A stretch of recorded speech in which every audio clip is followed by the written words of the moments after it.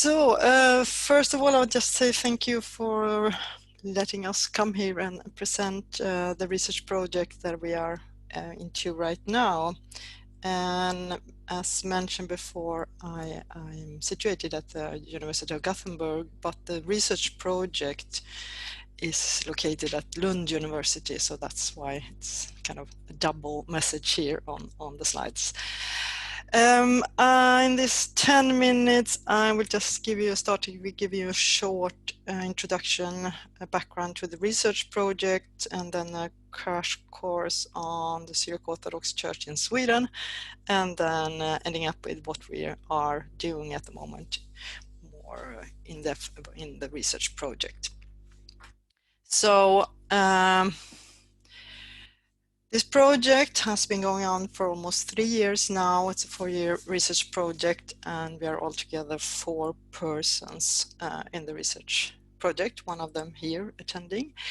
And it's also made up of 4 persons with different academical backgrounds, and that's kind of the one of the major ideas for this research project, to connect researchers on contemporary and religion and contemporary society with researchers having an in-depth knowledge of the traditions and the history of the church studied. So the 4 of us kind of joined together with different backgrounds, different academic backgrounds, and trying to then go in depth on the Syriac Orthodox Church and the traditions in them. And this is kind of, I'm with a background from sociology and from migration studies. This has not been very often done when it comes to religion and migration studies, to kind of look into the traditions and change in traditions. So this is a quite new perspective that we bring in to this research project. And what we do in the project is kind of looking into the combination, the interconnectedness between integration and tradition. So how do, what happened with traditions in processes of integration is kind of the idea, the large idea about the research project. And also doing this in the Syriac Orthodox Church in Sweden has to do that there has been studies done on the group in Sweden, but there has not been any studies done on the church itself.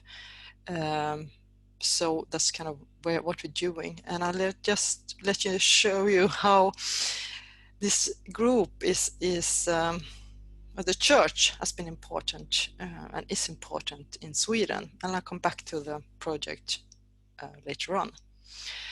So the Syriac Orthodox Church in Sweden, the people belonging to the church came to Sweden, started to come to Sweden in the late 1960s.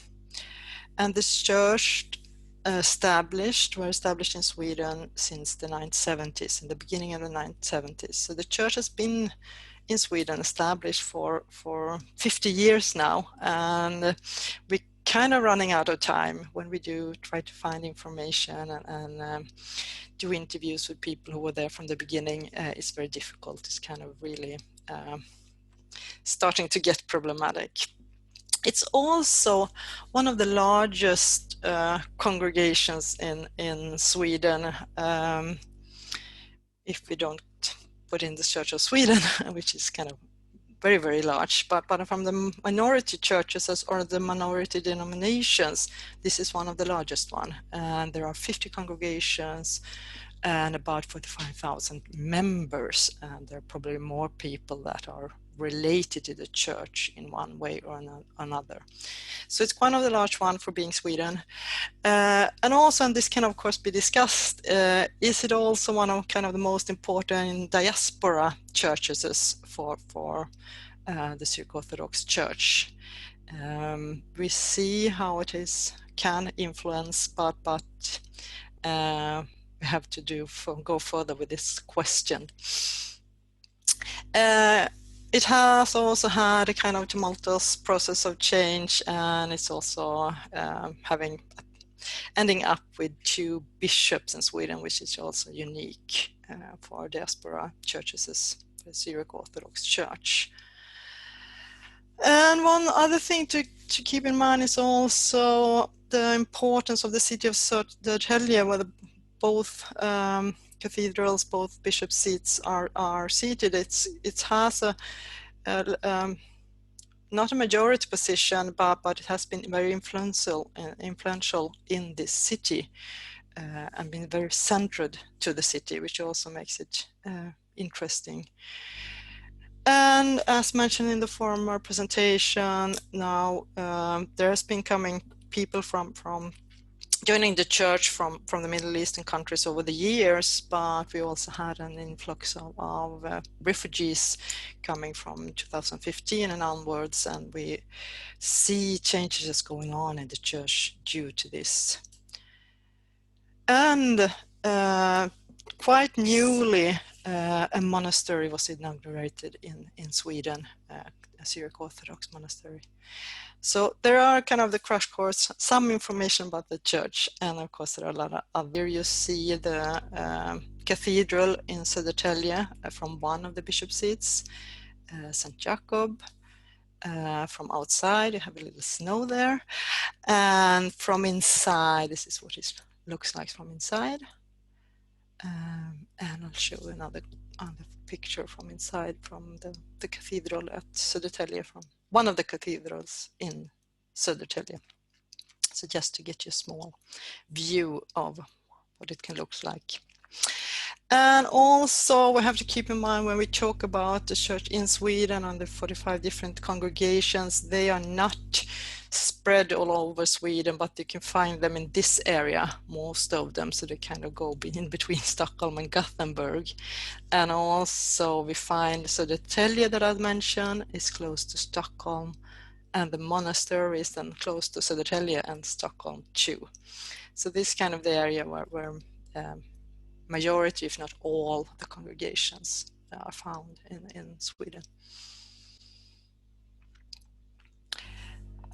So that's kind of a short presentation of the church. So what do we do then in the research project? Well, the project is not about the church in general. But what we look into are what is going on in the congregations.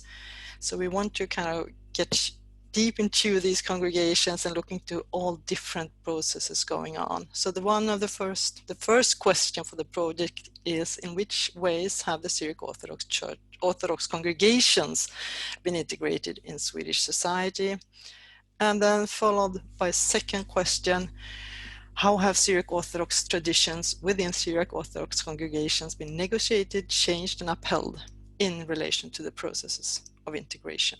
So we're not trying to answer if the church or the congregations or the people are integrated or not. That's not kind of the focus. It's a qualitative study, and what we're trying to look into is the negotiations. How do they handle this? How do they connect? Do they connect changes to integration, or if it's not change going on, is that also related to integration?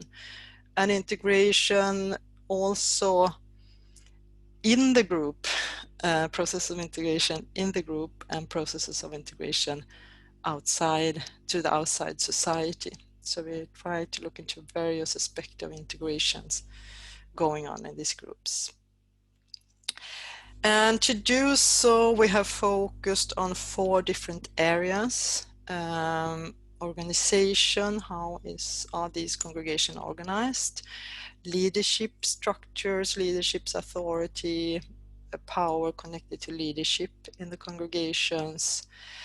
What is going on? The third area is what is going on in liturgy and other celebrations, and also then teaching, which also was mentioned before by Matthew. How is the teaching taking place, for example, among adults, connected to children, but also connected to the priest or the deacons or the core in the congregations. And what we do, or what we have done, and we were luckily ending up our empirical studies, finally getting out in the field.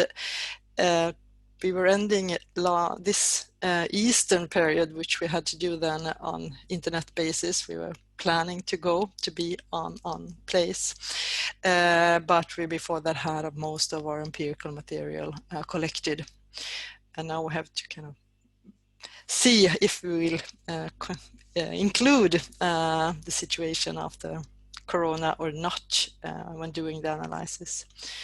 So we've done research in 3 congregations in Sweden.